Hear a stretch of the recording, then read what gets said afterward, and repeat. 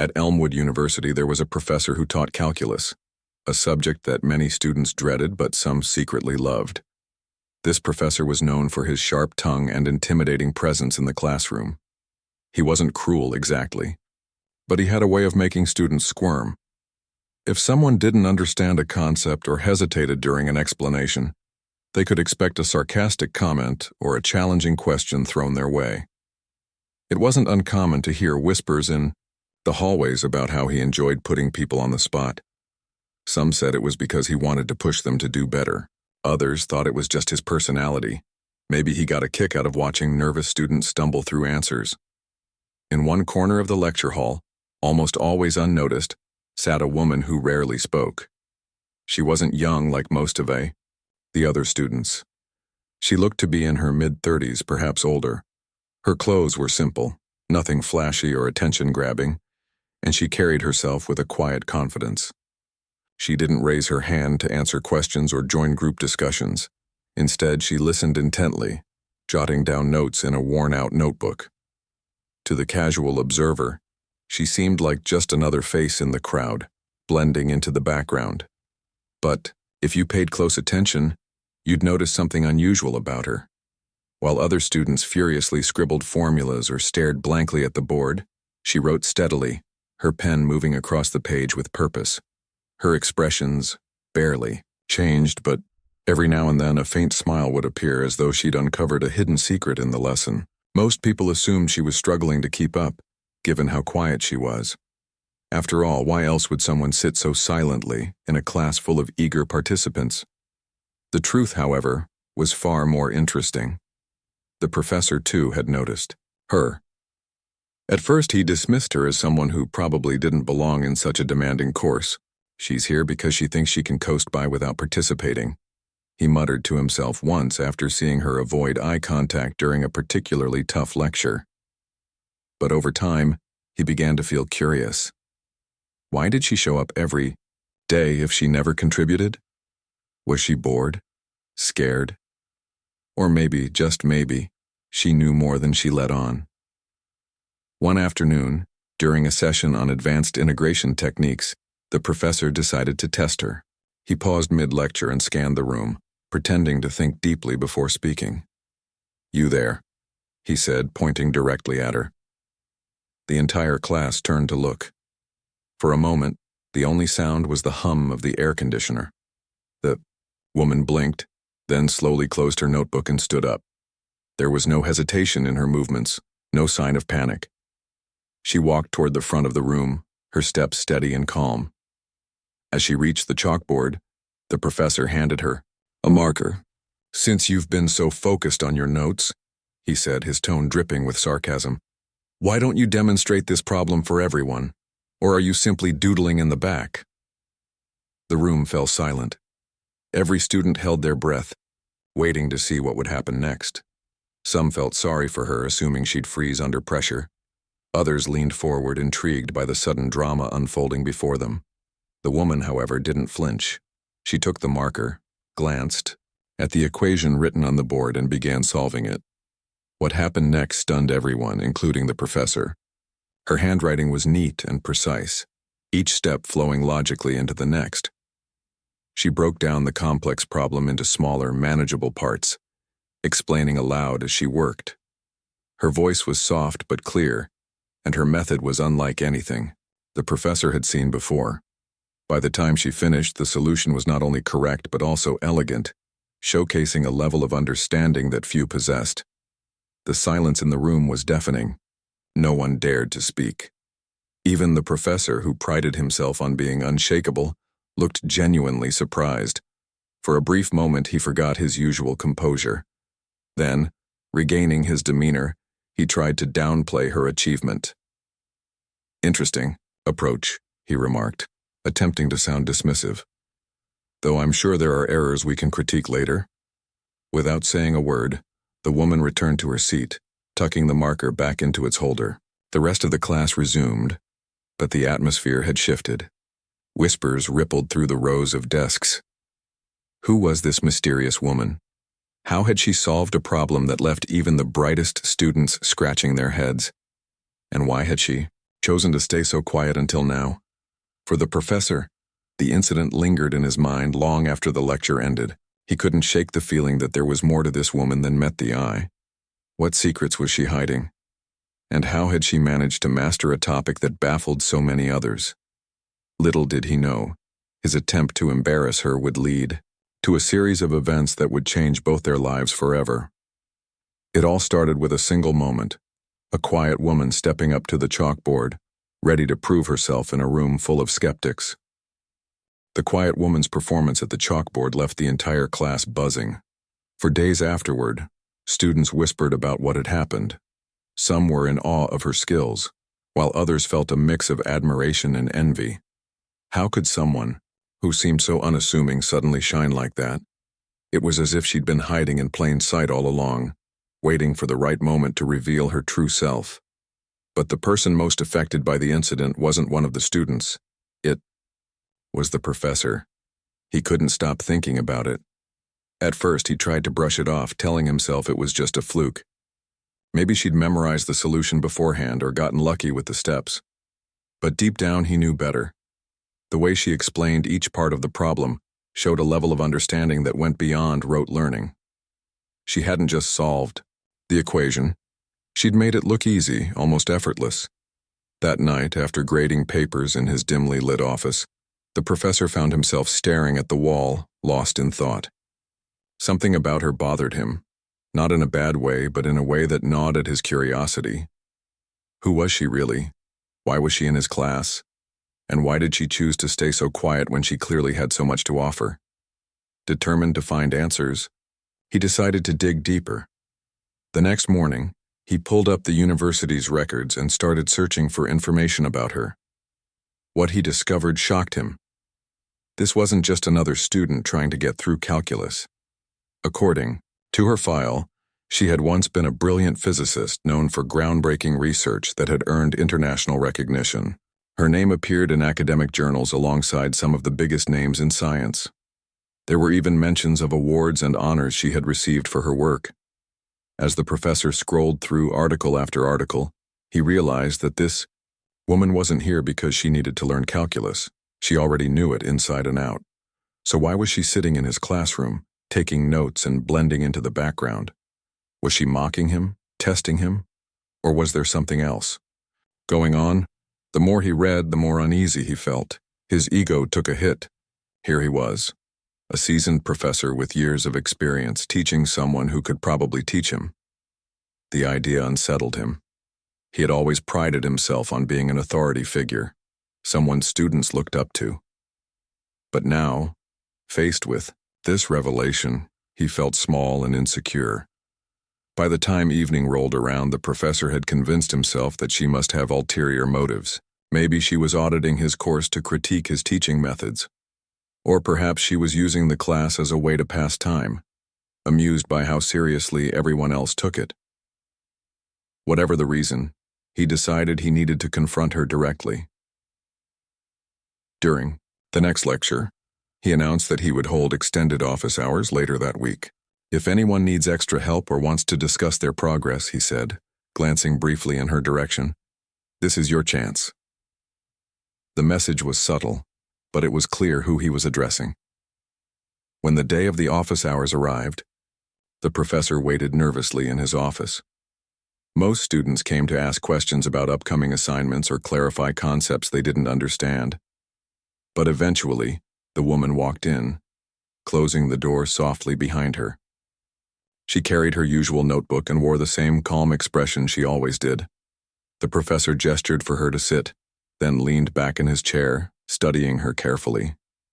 I've been reviewing your work, he began, choosing his words deliberately. You're clearly not an ordinary student. In fact, I did some research and found out quite a bit about your background. She raised an eyebrow slightly but didn't interrupt. Encouraged, he continued. So my question is, why are you here? You don't need this class. You could probably teach it yourself. Are you trying to prove something or are you just bored? For a moment she said nothing, letting his questions hang in the air. Then with a faint smile, she replied, I'm here because I love learning, that's all. Her answer caught him off guard. He had expected defensiveness, maybe even arrogance. Instead, she spoke with simplicity and sincerity. "Learning," he repeated, frowning. "You already know more than most people in this field. Why waste your time with basic calculus?" "It's not a waste," she said gently. "Mathematics is beautiful no matter how advanced or simple it seems. I'm not here to compete or impress anyone. I'm here because I enjoy it." Her words struck a chord with him, though he wasn't ready to admit it yet. Instead, he pressed further. "But why stay silent? Why not share your knowledge with the class? You could inspire others." She tilted her head slightly, considering his question. "Not everyone learns the same way," she explained. "Some people need to struggle and figure things out for themselves. If I spoke up too often, I might take that opportunity away from them. Besides, I'm here for me, not for anyone else." Her response left him speechless. For the first time, he saw her not as a threat or a puzzle to solve, but as someone who genuinely valued the process of learning. She wasn't there to show off or challenge him. She was there because she loved the subject, and somehow that realization made him feel both humbled and frustrated. After she left, the professor sat alone in his office, replaying their conversation in his mind. He realized now that he had misjudged her completely. She wasn't there to mock him or undermine his authority. She was simply following her passion. Meanwhile, he had let his pride cloud his judgment, turning what should have been a teaching opportunity into a personal battle. That night, as he prepared for bed, he couldn't shake the feeling that he'd missed something important. Teaching wasn't supposed to be about proving superiority or keeping control. It was about helping students grow. Yet here he was, obsessing over a woman who had done nothing wrong except excel quietly. Over the next few days, the professor found himself watching her more closely during lectures. He noticed how she listened intently, absorbing every detail without rushing to respond. When other students struggled, she didn't jump in to correct them. Instead, she let them work through their mistakes. It was as if she understood that failure was part of the journey, a lesson he had forgotten somewhere along the way. Slowly, his frustration began to fade, replaced by a newfound respect. He still didn't fully understand why she had chosen to enroll in his class, but he no longer cared.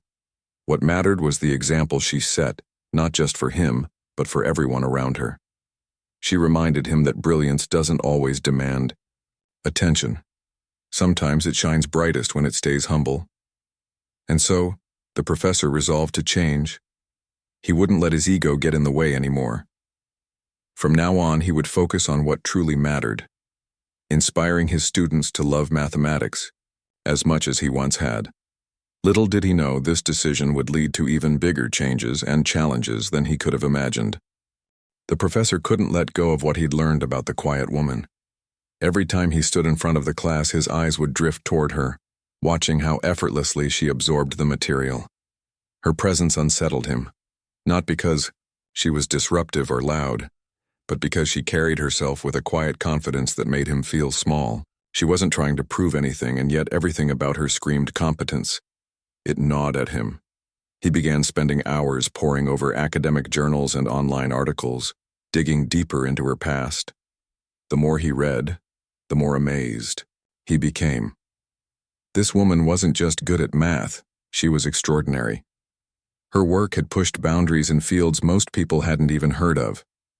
She had collaborated with some of the brightest minds in science, solving problems that others deemed impossible. And yet here she was, sitting in his classroom, taking notes like any other student. What puzzled him most was why she had stepped away from such a prestigious career. Why trade groundbreaking research for basic calculus? Was it boredom, burnout, or something else entirely? The questions swirled in his mind, growing louder with each passing day. He convinced himself that if he could figure out her motives, he might finally understand her, and maybe put his own insecurities to rest. One evening, after another restless night of thinking, he decided to confront her again. This time he wouldn't hold back. He sent her an email asking her to meet during office hours under the pretense of discussing her progress. When she arrived, he wasted no time getting to the point. "Why are you really here?" he asked bluntly, leaning forward on his desk. His tone was sharp, almost accusatory. You're not like the other students. You don't need this class. So tell me, what's your game? She looked at him calmly, unfazed by his intensity. For a moment, she didn't respond, simply holding his gaze as if measuring his words. Then, with a slight smile, she said, I don't have a game. I'm here because I want to be. Her answer irritated him. It felt too simple, too dismissive. He pressed harder, his voice rising slightly. But why this? Why waste your time with introductory calculus when you could be doing, well, anything else? Don't you miss the recognition? The challenges? She shook her head gently. Recognition isn't important to me, she replied. And as for challenges, I find them everywhere. Even in something as basic as calculus, there's always something new to discover. Her calm demeanor only fueled his frustration. He leaned back in his chair, crossing his arms. So you're telling me you're happy just sitting in the background? Not contributing? Not sharing your knowledge? I contribute in my own way, she said softly. Not everyone needs to stand in the spotlight to make a difference. Sometimes, being present is enough. Her words hit him like a punch to the gut. He wanted to argue, to push back, but he couldn't deny the truth in what she was saying. Still, her humility infuriated him. How could someone so talented be content with staying invisible? Didn't she realize how much she could inspire others? Determined to test her further, he came up with a plan. If she thought she was so skilled, he would give her a challenge she couldn't possibly handle. Something so difficult, so complex, that even the best mathematicians would struggle. That would show her, and everyone else, that no one was above failure. Over the next few days, he poured all his energy into designing the hardest exam he could imagine. He scoured research papers and unsolved problems, piecing together equations that baffled experts worldwide. When he was done, he printed out copies and announced to the class that they would have a special test, a chance to push their limits. As expected, the announcement caused panic among the students. They groaned and whispered nervously, dreading what was coming their way. But when the professor handed out the exams, he noticed something different in the quiet woman's expression. She didn't look worried or intimidated. Instead, she studied the paper with mild interest, as though it were just another puzzle to solve. For the rest of the hour, the room was eerily silent.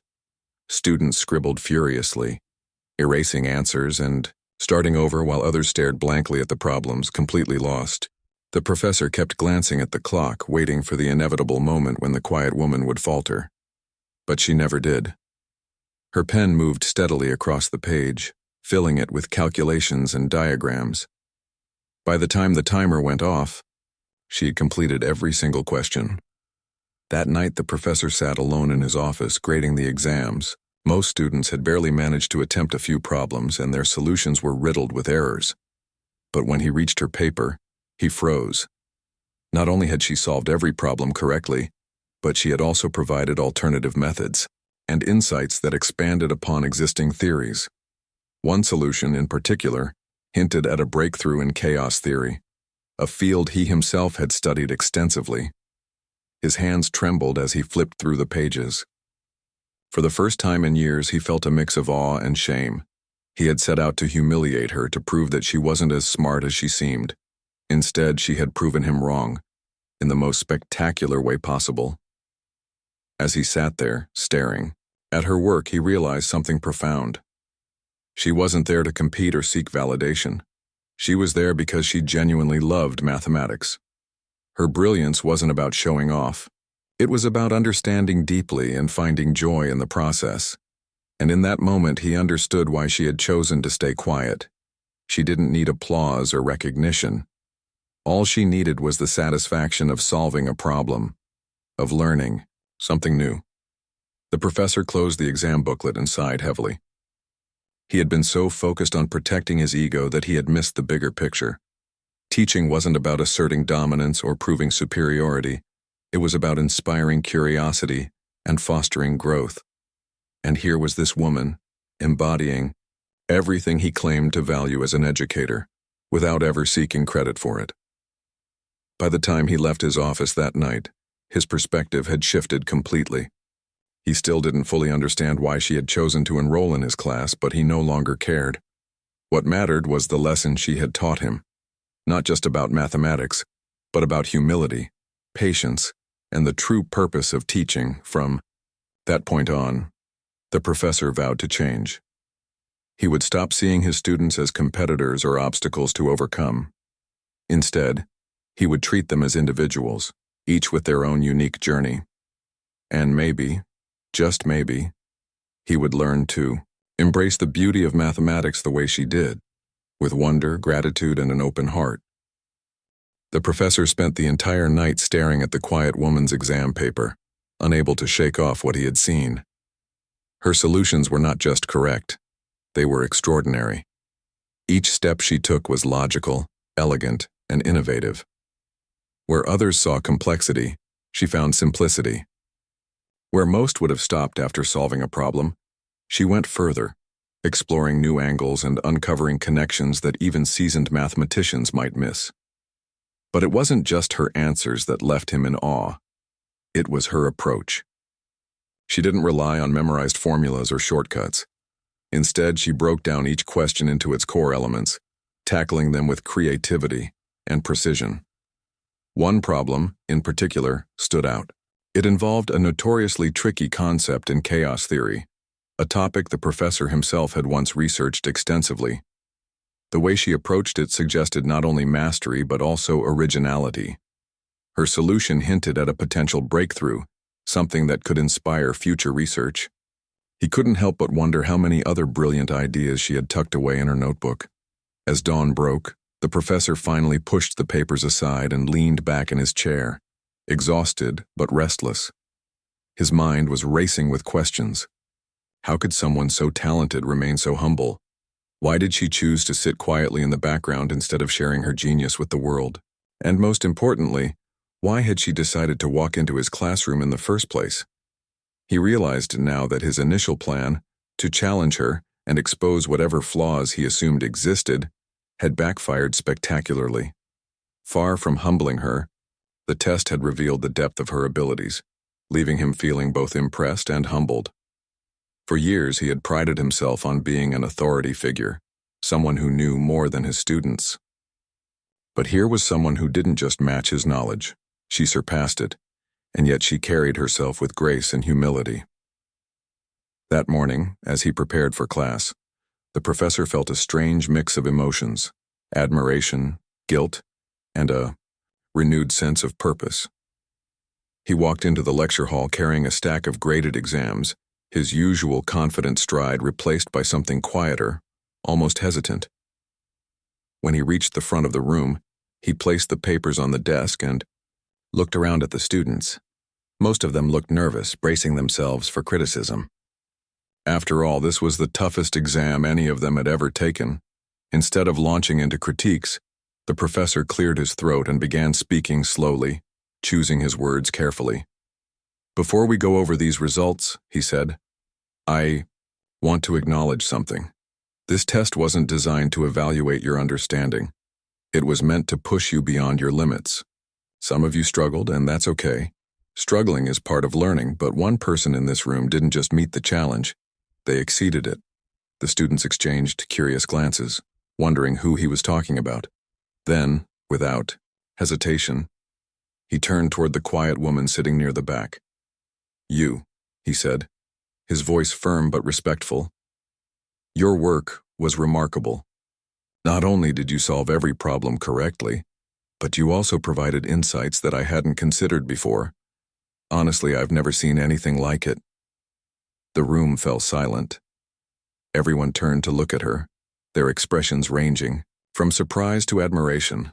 The woman, however, remained calm. She nodded slightly, acknowledging the compliment, but didn't say a word. Her modesty only added to the impact of the moment.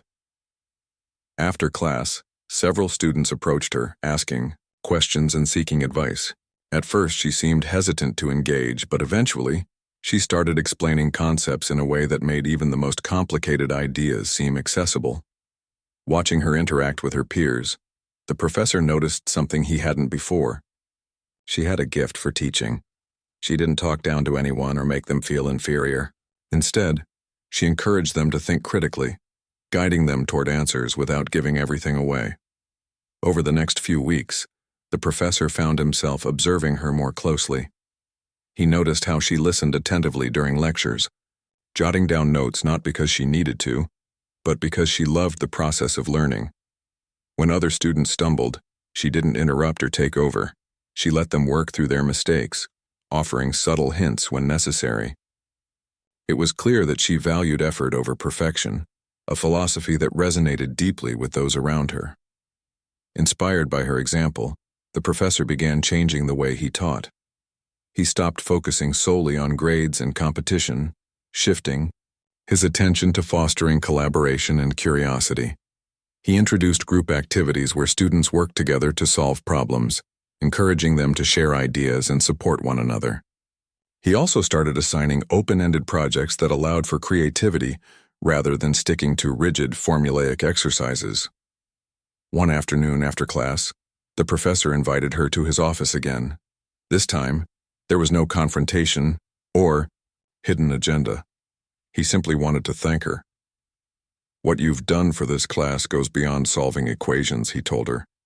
"You've reminded me and everyone else why mathematics is beautiful. You've inspired us to see it differently." She smiled faintly, clearly touched by his words. "I'm glad I could help," she said softly. "But remember, it's not about me. It's about the subject itself. Math has a way of bringing people together if we let it." Her response stayed with him long after she left. He realized now that teaching wasn't about being the smartest person in the room. It was about creating an environment where everyone could grow. And thanks to her, he had begun to do exactly that. Word of her achievements eventually reached the university administration. One day, the dean knocked on the professor's door holding a letter. "We've been reviewing student performance," the dean explained, "and this individual stands out. We'd like to offer her a position as a part-time faculty member. She could mentor undergraduates and contribute to ongoing research." The professor nodded, unsurprised. "She'll probably turn it down," he said with a chuckle. "But I'll pass along the message." When he handed her the letter later that week, she read it carefully, then shook her head gently. "Thank you, but I'm not ready for that," she replied. "I still have so much to learn myself." Though she declined the offer, she agreed to mentor a small group of students, sharing her knowledge generously while continuing to attend classes. As the semester progressed, the professor watched proudly as his students flourished under her guidance. They tackled challenges with confidence, inspired by her example. Even those who initially doubted their abilities found themselves growing more capable and curious. The quiet woman may not have sought recognition, but her presence had sparked a transformation, not just in the classroom, but in the professor himself. By the end of the term, the professor no longer saw her as a rival or a mystery. Instead, he viewed her as a reminder of why he had fallen in love with teaching in the first place. She had shown him that brilliance isn't about standing above others. It's about lifting them up. And in doing so, she had reignited his passion for education, proving that sometimes the greatest lessons come from the most unexpected places. The professor stood in front of the class, his face serious but calm. He cleared his throat and looked around at the students who were quietly waiting for him to start the lecture. But instead of jumping into equations or formulas, he said something no one expected. "I need to say something important today," he began, his voice steady but softer than usual. The room went silent. Everyone could tell this wasn't going to be just another math lesson. "I made a mistake," he admitted, looking down for a moment before raising his eyes again. "Last week's test, it wasn't fair. I designed it not to help you learn, but to see how far I could push you. And honestly, that's not what teaching is supposed to be about." His words hung in the air as the students exchanged surprised glances. No one had ever seen their strict professor act like this before. He turned toward the quiet woman sitting near the back of the room, the same woman whose brilliance had shocked everyone during the exam. She was busy writing notes, as always, but now she paused, sensing all eyes on her. To you, the professor continued, addressing her directly, I owe an apology. You've shown me what real dedication looks like. Your work reminded me why I fell in love with mathematics in the first place. It's not about proving we're smarter than others. It's about understanding things deeply and sharing that knowledge. The classroom erupted into applause. Some students even cheered, clearly moved by the professor's honesty. The woman simply nodded, giving him a small smile. There was no arrogance in her expression, only grace. For the first time, the professor felt genuine respect for her. He realized that she hadn't come to his class to compete or show off. She was there because she loved learning, plain and simple. From that day forward, everything changed. The professor started teaching differently. He became more patient, taking extra time to explain difficult concepts. Instead of scolding students when they struggled, he encouraged them to ask questions and work together. He even introduced group projects where students could solve problems as teams rather than competing against each other. The atmosphere in the classroom shifted completely. What once felt tense and intimidating now felt warm and supportive. Meanwhile, the quiet woman kept doing what she did best, excelling without seeking attention. Her solutions to complex problems were so creative that they caught the eye of the university's dean. One afternoon after class, the professor approached her with a letter in hand. They want you to join the faculty, he said, handing it over. Part-time, of course. They think your insights could inspire younger students. She read the letter carefully, then shook her head gently. Thank you, but I'm not ready for that yet, she replied. I still have so much to learn myself. Though she declined the offer, she agreed to mentor a few undergraduate students who showed promise. These young learners quickly discovered how generous she was with her time and knowledge. She didn't just teach them formulas, she taught them how to think critically and approach problems with curiosity. As weeks turned into months, the professor noticed a transformation not only in himself, but also in his students. Many of them credited the quiet woman for sparking their interest in advanced calculus. They admired her humility and the way she tackled challenges with calm determination. Even those who initially doubted their abilities found themselves growing, more confident under her guidance. One evening, as the semester drew to a close, the professor invited her to his office. Do you remember the first day I called you up to solve that problem? He asked, chuckling nervously. I thought I was testing you, but really you ended up testing me. You showed me that true brilliance doesn't need validation, it seeks understanding. That's something I'll carry with me forever. She smiled warmly. We all have something to learn from each other, she said. Even professors can grow alongside their students. By the end of the year, stories about the quiet woman and the professor spread across campus. People talked about how she had inspired not just her peers, but also her teacher. Her presence in the classroom had sparked a ripple effect, reminding everyone that education isn't about dominance or competition. It's about connection and growth. When graduation day arrived, the professor watched proudly as the woman walked across the stage to receive her diploma. She had earned the highest honors, though she accepted the award with the same modesty she'd shown throughout the year. As she shook hands with the university officials, the crowd erupted into applause, not just for her achievements, but for the impact she'd had on everyone around her. Afterward, the professor reflected on the journey they'd shared. He realized that meeting someone like her had been a gift, a chance to rediscover his own passion for teaching and mathematics. It wasn't about titles or recognition anymore. It was about making a difference, one student at a time. And while the quiet woman eventually moved on to pursue her own path, her legacy remained. Students who had been mentored by her went on to achieve great things, carrying forward the lessons she'd taught them. Meanwhile, the professor continued teaching, inspired by the memory of a remarkable student who had changed his life in ways he never imagined possible. In the end, it wasn't just about numbers or equations. It was about human connection, the kind that challenges us, humbles us, and ultimately helps us grow.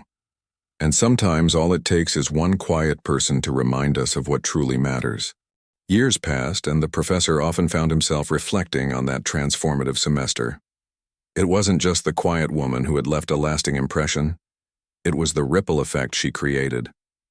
Her presence in the classroom had sparked something profound, not only in him but also in his students.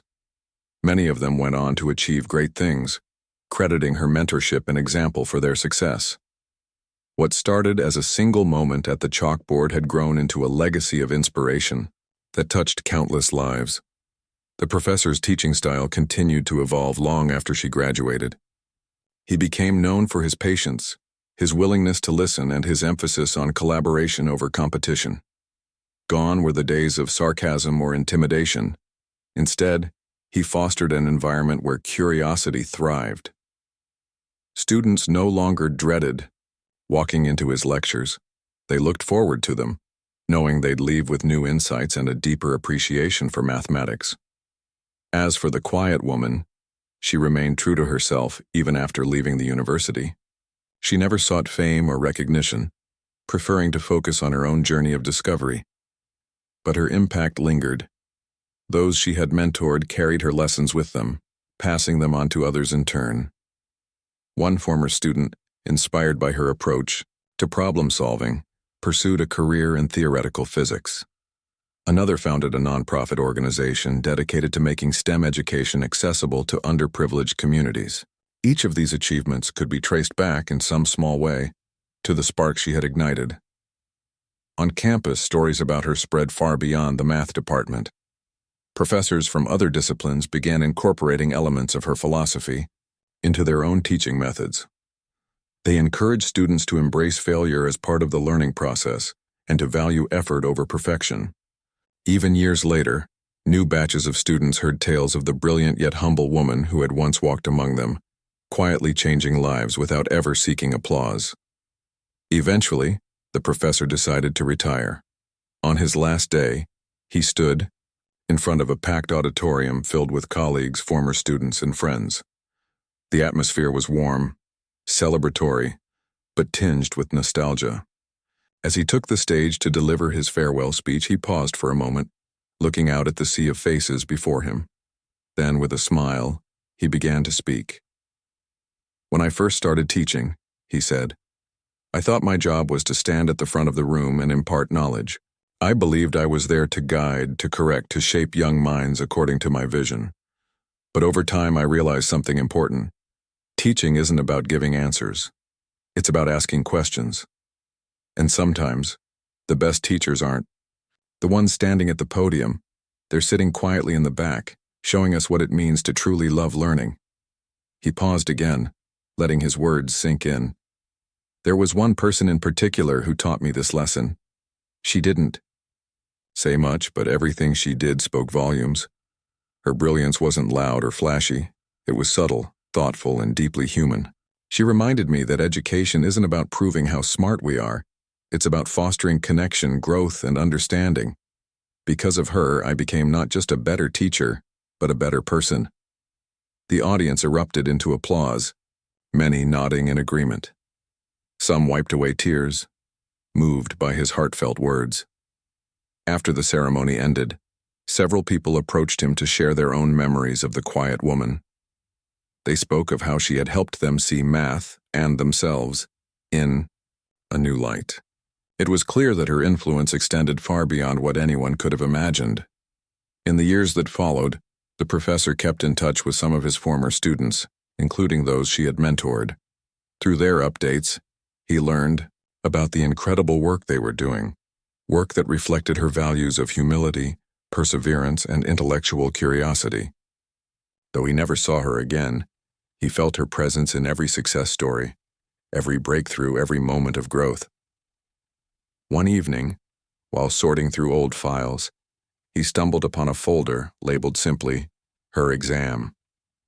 Inside was the test, paper she had completed all those years ago, the one that had challenged everything he thought he knew about teaching and brilliance.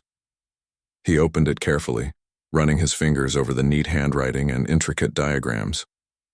For a moment, he allowed himself to imagine what might have happened if he hadn't tried to humiliate her, if he had recognized her genius sooner and embraced it rather than resisting it. But then he smiled, realizing that maybe things had unfolded exactly as they were meant to. Her quiet strength had forced him to confront his own insecurities and biases, ultimately making him a better educator. Without her, he might have continued down the same path, blind to the true purpose of his role. In a way, she had been his greatest teacher. As he closed the folder and placed it back on the shelf, he felt a deep sense of gratitude, not just for her, but for the entire experience. Teaching, he realized, wasn't a one-way street. It was a shared journey, a constant exchange of ideas and perspectives. And sometimes the most meaningful lessons came from the people you least expected. That night, as he sat by the window watching the stars, he thought about the quiet woman, one last time. Wherever she was, he hoped she was happy, still chasing the beauty of numbers and ideas. He hoped she knew how much she had changed the world, even if she had done so silently, without fanfare. And as he drifted off to sleep, he whispered a silent thank you to her, to his students, and to the subject that had brought them all together. Mathematics, like life, was full of mysteries and wonders, and thanks to her, he had learned to appreciate both, not as problems to solve, but as gifts to cherish.